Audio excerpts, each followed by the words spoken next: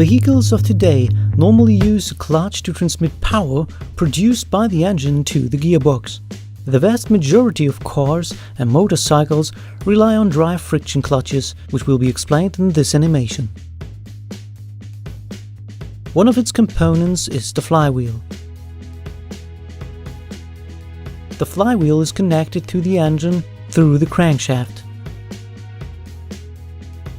The flywheel features external teeth that are used to start the engine of the vehicle.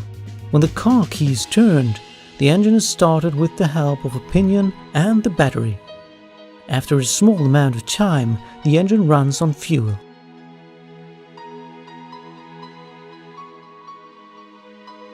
The flywheel is equipped with a friction surface. The clutch disc has friction surfaces too. When the friction surface of the flywheel and the friction surface of the clutch disc are brought into contact with each other, the clutch disc rotates.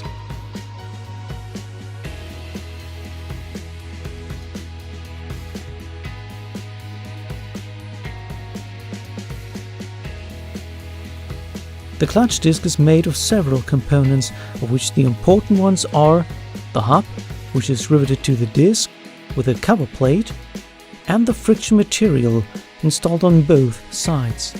In the past, friction material was made of asbestos and other harmful substances. Today, friction surfaces are made of ceramics and substances that provide a high coefficient of friction. In general, cars for daily use are equipped with clutches that feature springs to damper shatter, to achieve an easy operation and to reduce the impact to the gearbox at the engagement.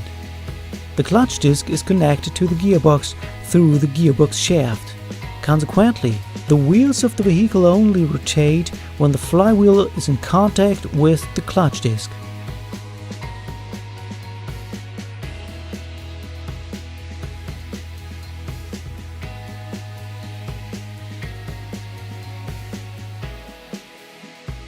The pressure plate is needed for engaging and disengaging the clutch disc. The pressure plate is riveted to the flywheel. As a result, the pressure plate rotates when the flywheel rotates. Let's take a closer look in order to see what happens in this important component. A clutch release bearing is positioned in front of a diaphragm spring.